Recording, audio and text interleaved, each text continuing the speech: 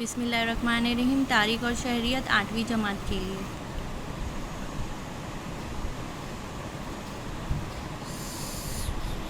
सन 1920 से सन 1947 तक का आज़ादी की तहरीक का अहद गांधी जी के नाम से जाना जाता है। सन 1920 में लोकमान्य तिलक के मौत के बाद कौमी तहरीक की बागडोर महात्मा गांधी जी के हाथों में आ गई। गांधी जी ने सत्य, अहिंसा और सत्याग्रह जैसी कदरों की बुनियाद पर तहरीक आज़ादी की नई सिमत अदा की। गांधी जी की बाअसर क़यादत में इस तहरीक को वसअत मिली और भारत की जंग आज़ादी की एक नई बाब का आगाज़। जनूबी अफ्रीका में गांधी जी की कारकर्दगी। सन 1893 में वकालत के काम से महात्मा गांधी जी जनूबी अफ्रीका गए। जनूबी अफ्रीका बरतानिया की नौआबादी थी। सनअत व उर्फत, कारोबार और तिजारत नीज़ दीगर नौकरियों के सिलसिले में वहाँ कई भारतीय बस गए थे। वहाँ के भारतीय अवाम के साथ मुजरिमों जैसा सलूक किया जाता था। जगह जगह इनकी बेइज्जती की जाती थी। सन 1906 में हुकूमत ने एक फरमान जारी किया जिस सयाह फार्मों को शनाख्ती कार्ड रखना ज़रूरी था। उनकी आज़ादी पर पाबंदी लगाई गई थी। इस नाइंसाफ़ी के खिलाफ गांधी जी ने सत्याग्रह का रास्ता अपनाया और वहाँ के लोगों को इंसाफ दी। गांधी जी की भारत आमद। 9 जनवरी सन 1915 को गांधी जी जनूबी अफ्रीका से भारत लौटे। रुकने कौंसल गोपाल कृष्ण गोखले के मशवरे से उन्होंने पूरे मुल्क का दौरा किया। आम लोगों की दुख और बदहाली देखकर वो गमगीन हो गए और मुल्क की खिदमत का अहद किया। वह अहमदाबाद में साबरमती दरिया के किनारे एक आश्रम में रहने लगे। आम लोगों को इंसाफ दिलाने के लिए उन्होंने सत्याग्रह का रास्ता अपनाया। सत्याग्रह का फ़लसफ़ा। गांधी जी ने सत्याग्रह के नए तरीक़ेकार से आवाम को मुतारिफ़ करवाया। सत्याग्रह का मतलब है सच्चाई और इंसाफ के लिए एहतजाज करना। नाइंसाफ़ी करने वाले शख्स को सब्र और अदम तशद्दुद के रास्ते से सच्चाई और इंसाफ का एहसास दिलाना और इसके ख़यालात में तब्दीली लाना। सत्याग्रह का असल मकसद था। गांधी जी की तालीम थी कि सत्याग्रह करने वालों को तशद्दुद और झूठ से परहेज़ करना चाहिए। आगे चलकर ना सिर्फ भारत बल्कि दुनिया के कई ममालिक की आवाम ने नाइंसाफ़ी की मुखालिफत करने के लिए सत्याग्रह का रास्ता अपनाया।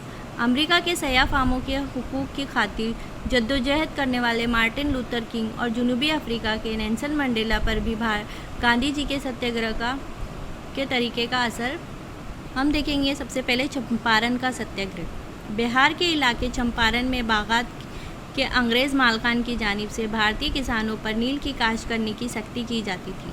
तयशुदा दामों में नील के बागात मालकान को फ़र्क करने की सख्ती की वजह से किसानों का माशी नुकसान हो रहा था। सन 1917 में गांधी जी चंपारण गए। चंपारण के किसानों को मुत्तहिद करके सत्याग्रह के तरीके से एहतजाज किया। भारत में गांधी जी की पहली लड़ाई कामयाब हुई और किसानों को इंसाफ मिला। खेड़ा सत्याग्रह। गुजरात के ज़िला खेड़ा में मुत्तहिद बार कहत पड़ने की वजह से फसलों की हालत इंतहाई ख़राब थी। इसके बावजूद सरकार की जानिब से जबरन लगान वसूल किया जाता था। गांधी जी ने किसानों को मशवरा दिया कि वो लगान अदा न करें। तब मुकामी किसानों ने सन 1918 में खेड़ा ज़िले में लगान अदा न करने की तहरीक चलाई। गांधी जी ने इस तहरीक की क़यादत को कबूल की और बहुत जल्द सरकार को लगान माफ़ करना पड़ा। अहमदाबाद में मज़दूरों की जद्दोजहद। पहली आलमी जंग के दौरान महंगाई में बेतहाशा इजाफा हुआ था। मिल मज़दूर ने तनख्वाह में इजाफा का मतालबा किया, लेकिन मिल मालकान ने इनके मतालबात ठुकरा दिए। गांधी जी के मशवरे से मज़दूरों ने भूख हड़ताल की और बंद किया। भूख हड़ताल में गांधी जी ने भी इनका साथ दिया। आखिरकार मालकान को पसपा होना पड़ा और उन्होंने मज़दूरों की तनख्वाह में इजाफा कर दी। रोल्ट एक्ट के खिलाफ सत्याग्रह। आलमी जंग में भारतीयों ने बरतानिया का साथ दिया। भारतीयों को लगता था कि जंग के खात्मे के बाद भारतीयों के मफाद में फ़ैसले किए जाएंगे, ज़िम्मेदार निज़ाम हुकूमत किया जाएगा। लेकिन भारतीय अवाम में बढ़ती हुई कीमतों और बढ़ते हुए टैक्स वगैरह माशी वजूहात की बिना पर अंग्रेज़ के ख़िलाफ़ बेइत्मीनानी बढ़ती जा रही। इस बेइत्मीनानी पर काबू पाने की इसके तदारीक के लिए अंग्रेज़ हुकूमत ने सिडनी रोल्ट नामी अफसर की सदारत में एक कमेटी बनाई। इस कमेटी की सिफारिश से 17 मार्च सन 1919 को हुकूमत ने मरकज़ी मुकन्नना में भारतीय अरकान के ख़िलाफ़ मुखालफत के बावजूद नया कानून बनाया जिसे रोल्ट एक्ट कहते हैं। इस कानून की रोह से हुकूमत को ये इख्तियार दिया गया कि वो किसी भी भारतीय को बिला तहकीक के गिरफ्तार करके अदालती कार्रवाई के बगैर जेल में बंद कर सकती है। इस कानून के मुताबिक दी हुई सज़ा के खिलाफ अपील करने पर भी पाबंदी लगा दी। इस कानून को भारतीयों ने काला कानून का नाम दिया। इस काले कानून के खिलाफ मुल्क भर में गम और गुस्से दौड़ गई। इस कानून की मजम्मत में गांधी जी ने सत्याग्रह का फैसला किया। 6 अप्रैल सन 1919 को रोल्ट एक्ट के खिलाफ मुल्क भर में हड़ताल करने की अपील की। इस अपील पर भारतीय अवाम ने बड़े पैमाने पर साथ दिया। इसके बाद हम देखेंगे जलियांवाला बाग कत्लेआम। रोल्ट एक्ट के खिलाफ एहतजाज ने पंजाब के इलाके में शिद्दत इख्तियार कर ली और अमृतसर इस तहरीक का मरकज़ बन गया। हुकूमत ने ज़ालमाना कार्रवाइयाँ जारी रखी। गांधी जी के पंजाब में दाखिल होने पर पाबंदी लगा दी। जनरल डायर ने अमृतसर में जलसों पर पाबंदी आयद कर दी। अमृतसर की हड़ताल की वजह से डॉक्टर सैफुद्दीन किचलुआ और डॉक्टर सत्यपाल जैसे अहम रहनुमाओं को गिरफ्तार कर।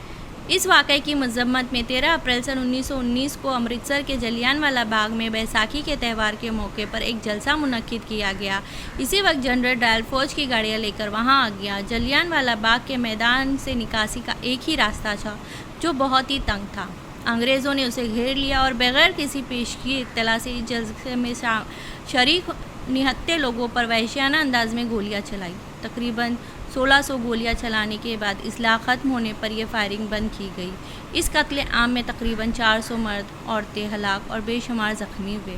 फायरिंग के फ़ौरन बाद कर्फ्यू नाफिज करने की वजह से ज़ख्मियों का फौरी इलाज भी ना हो सका।